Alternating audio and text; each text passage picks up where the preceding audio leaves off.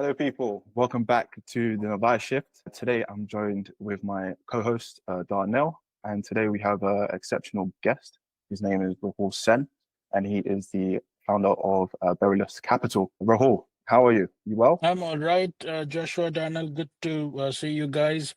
Just a correction, I'm not the founder, I'm a co-founder in the business, but yes, I've been part of the team from literally from day zero. Perfect. Well, appreciate the correction. But for the people and viewers that don't know too much, could you give us a brief introduction to yourself and what you guys do within the business? Sure. So we are FCA regulated multifamily office headquartered in London, and we have offices and businesses in Singapore. We used to have a Geneva presence, but there is not much of activity happening there. Our company, Beryllus Capital, the word Beryllus is derived from the Latin word Beryllus, which means brilliant, and essentially at a firm that is like to do, exude brilliance in everything we do, right from the solutions which we deliver to our family clients who entrust us with their wealth, with their business, because we deal with the ultra high net worth clients, and with them, every aspect of what they want to do is different. Like, just for example, this morning alone, not this morning, as in what is already 4 o'clock now. Yeah. So through the day today, we've had interactions with a client sitting in Singapore, with a client sitting in Dubai, and with a client sitting in Miami. We're working on the same transaction with them, as in they are going to be coming in and investing in the particular transaction, but their requirement is different. So for each and every one of them, we structure it according to what they want to do. And as a firm, as I said, we are UK FCA regulated multifamily office. We offer investment management services across the spectrum of public and private markets, and also real estate lending and advisory solutions to our ultra high net worth clients. We've been around since March of 2021, so about just over 4 years now. Of course, the first 2.5 years was spent on building our platform and getting our necessary regulatory approvals in process. And I'm happy to say that 2024 was a profitable year for us. We've just about to finish our audited reports, hopefully by early next week. So yes, so it has been a interesting start in spite of everything. Rahul, how profitable are we talking? Not too much, just about. Okay, that's a very humble answer. I was hoping you would give us a figure, but I guess Nah, it'll be on Company's House by June, man. So you can check it out then. no worries at all. I'm pretty sure we'll be staying in contact throughout that period of time anyway. So yeah, Yeah. amazing stuff. So I wanted to find out, right? How do you position yourselves to get in front of these, ultra high net worth, clients? Good question. So I'd like to kind of go back to our origins, because we started this conversation with our proposed investors around October, November 2020 during peak COVID lockdown. So that was when the world was completely belly up. Nobody knew what was happening, nobody knew what was going to happen. But at that point of time, we presented a pretty interesting proposal to our investors back then to be a multi-generational wealth manager across clients, not only sitting in UK, Europe, but in Asia, in the Middle East, and embracing technology, because trust me, nobody was traveling around then at all.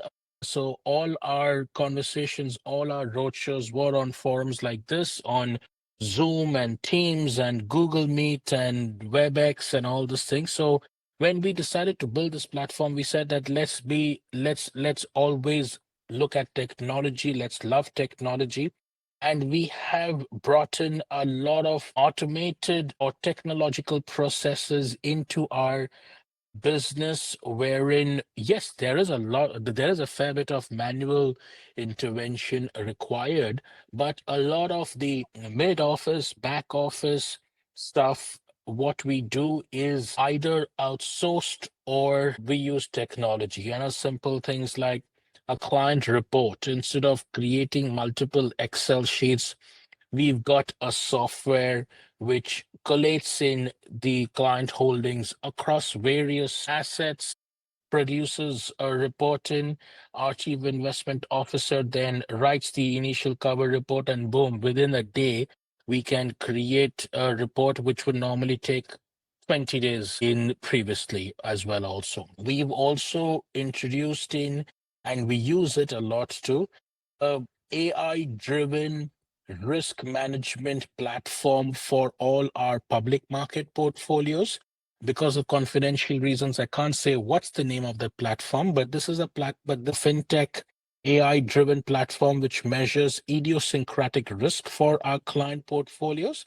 So it's able to separate the bad eggs from the good. It gives out signals based on historical performance, but then also as to what qualitative it looks like portfolios are going to be. So yes, for last year, these portfolios which we run through our AI platform have returned much better returns than what we would have done it fundamentally too. I see, and that's amazing to hear. Obviously, your digital transformation journey. So, I'm just intrigued to ask Rahul, what would you say is next in your digital transformation journey? Like, what would you say your company is looking to implement next? I would put in that question, Daniel, as to what additional products we are bringing in onto our platform, right? So today, as I said, we offer investments under public and private markets and real estate. So that's our massive bread, butter, cherry, and the cake and everything else on top too. But we are in the process of creating new investment products, new investment strategies for our clients, for new clients. Now, these could be in the form of funds, these could be in the form of digital currencies. So we are kind of looking at really creating automated process. And as I said, and this is what we've seen, as to a lot of investment and cost happens in the bin office and the back office functions, which is a massive drag on any company's profitability. We look at automating, we look at digitizing a lot of our internal processes so that the investment, what we do make, is on front office, is on actual investment management capabilities, which ultimately then helps our end clients too. I did have a question. It just came to my mind. How are you modernizing the wealth management model while still preserving, the level of trust and personalization, to your clients? Modernizing. Well, we haven't brought that in as yet, but what we are doing is that our reporting for our clients, as I said in one of our previously this afternoon too, is that we are bringing in a lot of advanced reporting mechanisms for our clients. So if a client wants to see as to what their consolidated portfolios are across banks, across securities, across various asset classes, we bring that down to at a click of a button. Now, today, what we have is, if the client wants that, we can generate it ourselves, but we're looking at improving the same mechanisms so that it is there on our website. Client logs into our website and the client is able to see their portfolios as of, let's say, last night. It's never a dynamic pricing. I can't tell you today's prices, but it is as of last night prices and all this thing. But then the clients really like that. Number one, that. Number two, also on the way we approach investments as well too. It is not the traditional. Yes, we haven't forgotten the tradition, because traditions always work, but then we bring in a lot of AI driven technology, as I said, AI driven idiosyncratic risk management processes, which are where we are able to separate the wheat from the chaff for our clients. And the clients also like it because we are bringing in qualitative work, but we are also putting in a lot of quantitative steps to improve the returns for their investments.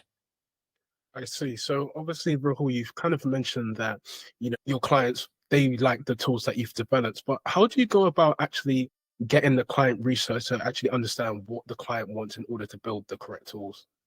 So that is the traditional way, right? There we sit down with the client, we understand their investment horizon, we understand their risk appetite, we understand as to what the entire family structure works like. Like, just for example, last week had a conversation with a client, and he was talking about that with him and his brothers and the sisters and the kids, there are about 14 of them. So we need to create an investment structure where all 14 pool in their wealth, keep it separate, but still it is a pooled investment structure which we're looking at when we are creating the entire family office for them. So yes, a lot of traditional work is required, but then post that, what we do, instead of just working off Excel sheets and Word documents, we bring in a lot of technological advancements into it. Our reporting, we are able to create a family structure, a family org chart there. And then at a click of a button itself, all right, Mr. X, this is what Mr. X family owns. But then Mr. X has 3 children. These 3 children have got their grandchildren and the trust services and things like that. We can kind of just pull down into, basically into boxes, and we are able to pull out what we're doing for those clients pretty comfortably there. Hope I'm able to understand hope I'm able to address your queries on that. Yeah, no, definitely. So I did want to also ask, in addition to that question, do client needs differ a lot, or would you say the client needs are quite similar in a sense? So obviously you can create tools that can address all client needs. No, with client needs are different because each and every client is in a different part of their investment journey. It's like a fingerprint, right? No two fingerprints are the same, but you've got a way where you can keep all the fingerprints together in one database. So similarly, no two clients are the same. No two investments, what we do are the same, but we are able to at least automate a fair bit of investment strategies for them, so that at least we're not kind of running around like headless chicken across various clients. And the number of clients who we have is also very, it's not like, we manage hundreds of clients, we manage very few clients, and we are able to bring in a lot of personalization into that. Nice, nice, nice. So you guys are not just a wealth firm. It's probably, correct me if I'm wrong, but you probably play a huge role in the corporate finance and private market space as well. That's right, yes. So as part of our wealth management strategies, we offer a lot of private market investment opportunities for our clients. And at times our clients have also approached us to raise money for their own businesses also. So it works both ways. We work with both sell side and buy side mandates. You're leaving no stone unturned. We try not to, man. Nice. I wanted to ask, what are some of the big changes that you're seeing in how private deals are sourced and executed today? We've been changes is that I've come across a fair bit of investment platforms wherein people who want to raise money, they put in their investment idea, investment structure onto that platform, and supposedly people who want to invest into will look at the various opportunities which are available on those kind of platforms. I don't know how successful those platforms have been, because at the end of the day, the relationship what you build really matters. We don't believe in cold calling in kind of. When we want to approach somebody, we first build a relationship with them, not just a formal business relationship. We get to know them personally also before we even talk about any kind of investment strategy. So yes, there have been opportunities onto digitizing the entire private market space, and there are platforms which I have seen, which we are aware of, but I personally not a big fan of them as yet, because that is trying to move the one-on-one relationship away from that particular transaction, which is massively important. I wanted to take a step back. So I know you were speaking about the automations that you have in play, right? How much time has that saved you, like from when you started implementing automations within the business? It saved me a lot of money. Instead of employing 15 people, we just two of us. And we are able to outsource, we're able to digitize a lot of our processes. Nice.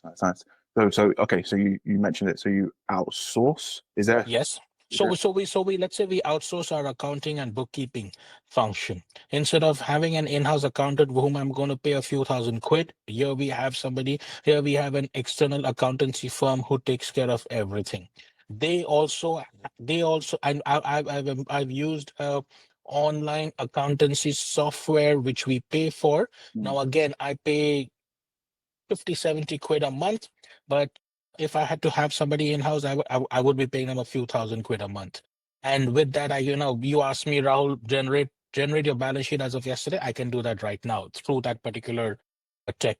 Through that particular tech. Now, we also, yes, we have in-house compliance and AML desks, but at the same time, we have also outsourced our compliance and monitoring aspect to an external consultancy firm who have been a massive help for us navigating through our FCA licensing and reporting and any kind of regulatory queries which we have received. They've been a massive help in helping us out there. Now, if we didn't have that, I would have to employ half a dozen people, and there would have been a lot more of costs which would be involved in there. Coming to our client reporting, which I believe is very crucial, and it helps us at least 25% of what we do as a wealth management firm. We have a software entity who is one of the world's biggest consolidating reporting software and entities, when we use them extensively, not just to monitor our client portfolios across various entities, again, whereby saving a lot of cost and a lot of time there, but at the same time producing good quality reports and really jazzing up the client reports. And and it is the need of the hour, because we are an external wealth manager. We are not straddled by what one bank thinks. So, like for example, I was in Bank X. That Bank X is, I could offer only what that Bank X had to offer. But today, sitting externally, we can pick and choose what good investment opportunities every bank, every service provider has to offer, and we can tailor make that for our clients. I see. So, Rahul, on the topic of clients, what would you say are the main differences between the old generational needs in terms of like their investment strategies and just their requirements versus obviously the kind of upcoming new generation? Mainly around technology, Darnell. The older generation likes to see proper printouts and reports and all these things. The newer guys like to see the portfolios through an app on their phone. Number one, that the newer guys like to invest into a lot of new age technology innovations, investments, crypto, Bitcoin, blockchain, which with the older generation do not have that much of idea too, but the younger lot like that, and the younger lot are much more risk savvy as compared to the older ones. Yeah. Oh, most definitely. So, do you think just because obviously like younger generations like more riskier assets, does that actually turn out well in their portfolio, or do you think the older generation have it better where obviously like through like I don't know something like stock for example that's been running for a given amount of time, like for example the S&P 500 generates 8% every year. So would you say that methodology works better, or is it better to like have a bit of like crypto assets as well as like stock, for example? You got to have a balanced approach across everything. You can't be only looking at the older economy assets only, because then you lose out on everything. But then you can't be investing all your wealth into Bitcoin either. So you've got to go and create that balance, and that is where we come in as wealth managers. So all right, 20% into this, 20% into this, 20% into this, and we can and create a complete suite of investment products for our clients. And we try and also use currencies as in keep cash with us, so that when we have had these kind of markets, which we've had over the past couple of weeks, thanks to US trade and tariffs, all these restrictions, if we do have cash, we are able to get in and into the markets at lower levels also, rather than be fully invested. We don't have to be fully invested all the time. That's definitely true. So I did want to ask you like a follow-up question. So you've discussed the differences in terms of age when it comes to investment approach. Does it differ across the world? Because obviously I know you operate in both Singapore and London. So would you say investment strategies alter across the world, or is it kind of similar?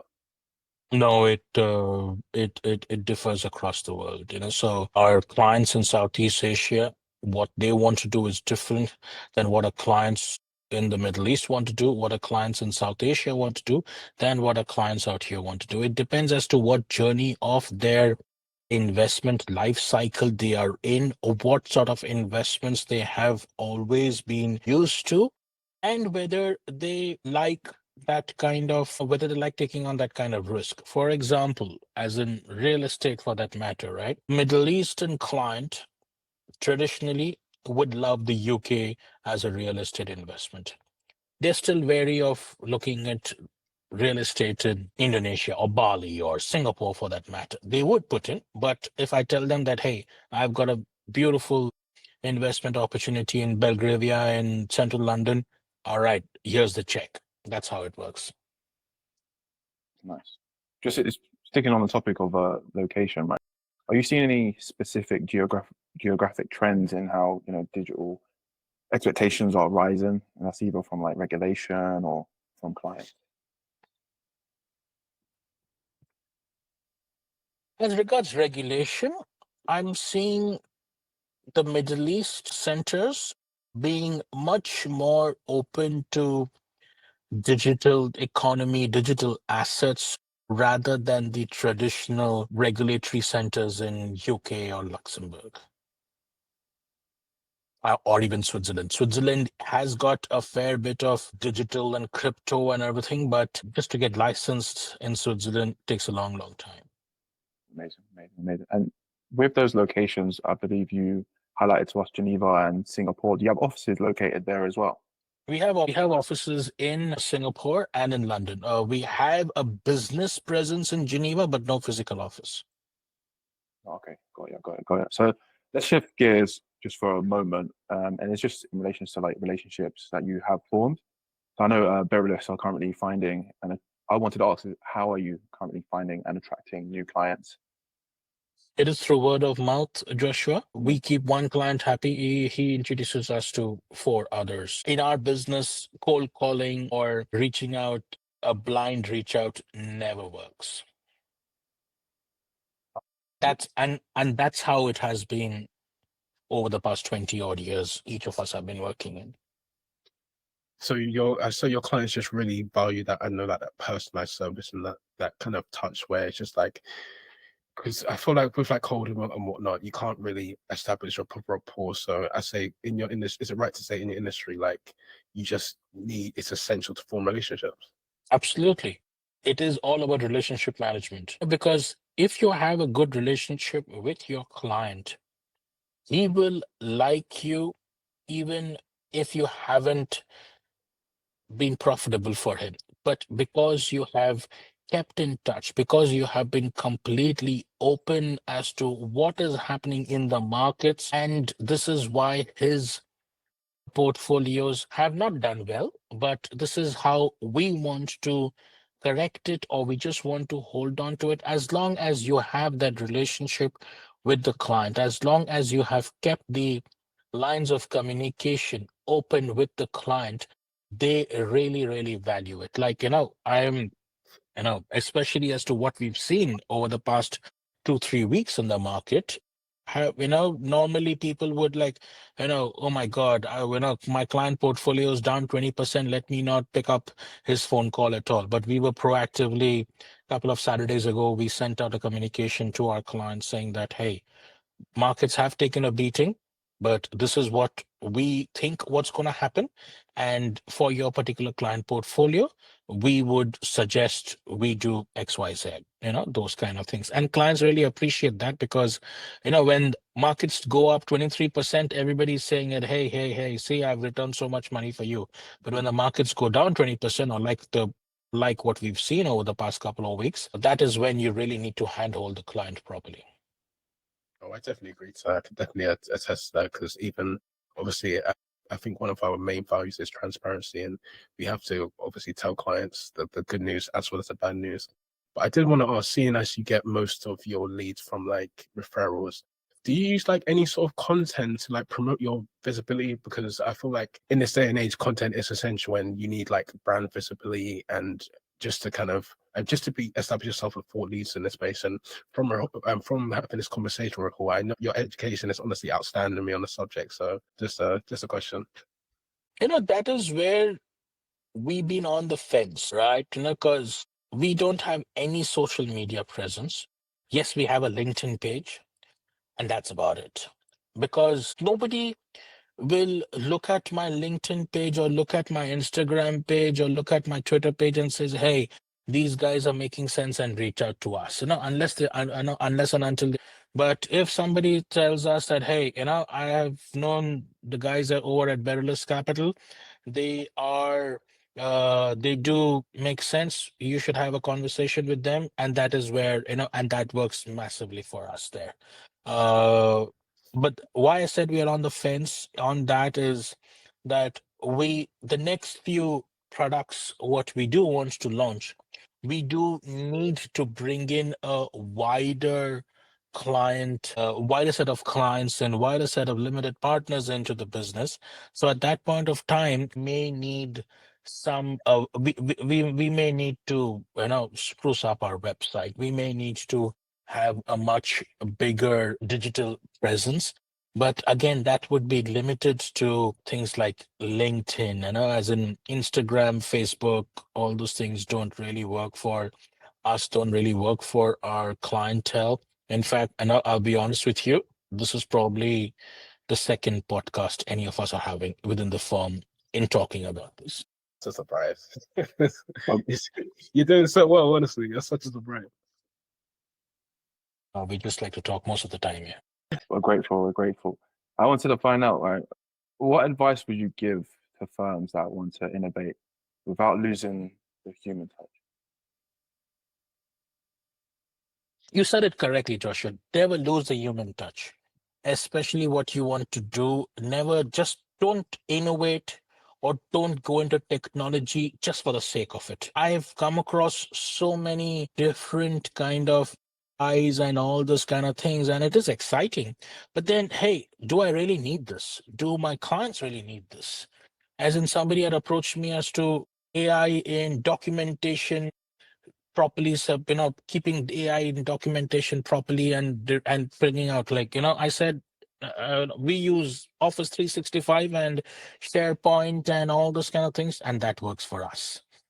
Yes, at some point of time, when our number of clients go from 70 to 700, then yeah, at that point of time, I may need something. But my advice would be, don't just innovate just for the sake of innovation.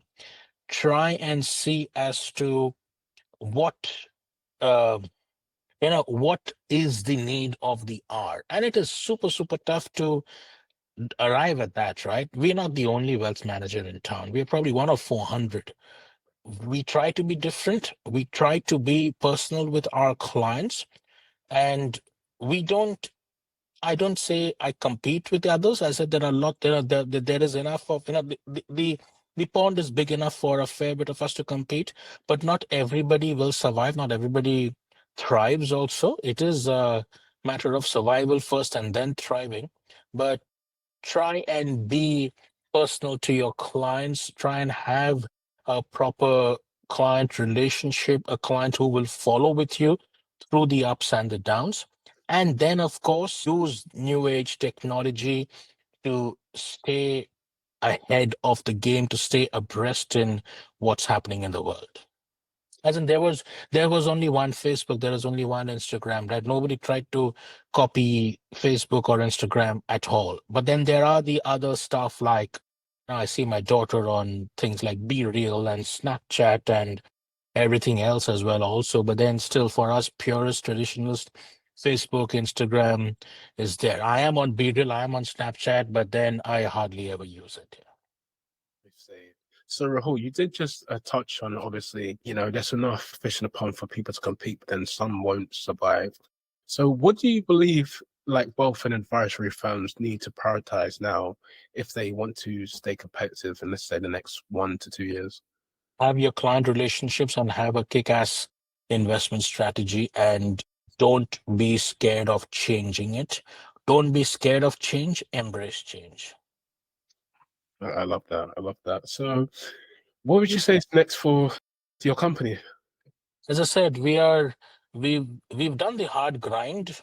We've gone through 2.5 years of pain. 2024 has been profitable, and now it's been what, already 3.5 months into the new year, and we are now in the process of looking at additional clients, looking at other investment strategies, setting up a couple of funds, looking at digital currencies, and seeing as to how we could work in those avenues for our clients. I see. So I did have one more question. Well, we do like a story on the Navvai Shift, and obviously spoken to various co-founders, founders, etc. And we just wanted to know, like, what's kind of one learning experience you have throughout building your business? And because obviously, I think you probably have an interesting story from obviously establishing yourself, I think 3 years ago, not being profitable, and finally having your first year profitable. Because so that's a massive achievement. So Start small. Don't try and do 15 things all at one go. Start small, learn from the ground up, and don't spread your bets too wide. Try and build out one good product, then the next product, and then the next product, instead of trying to do 10 different things all at one go. You'll burn out. We're going to take that on board, 100%. Now, Rahul. If you have the capacity, great. If you have the financial capacity, great. But if you don't, then don't burn cash all the time. Yeah. 100%. That sounds super valuable. We appreciate that. Thank you. But Rahul, it's been an exceptional conversation. We appreciate you taking your time today to speak to us and deliver us these golden gems. Yeah, we're thankful. Likewise, great talking with you guys. You really kind of helped me use my brains a bit more than just kind of managing the client investments, and kind of as to it's been very insightful personally as well also. So thank you for having me on this. Lovely stuff. Lovely stuff. Well, you've heard it, people. It's another episode of the Navvai Shift. We're going to wrap this up. Thank you so much, Rahul. Thank you so much. Take care.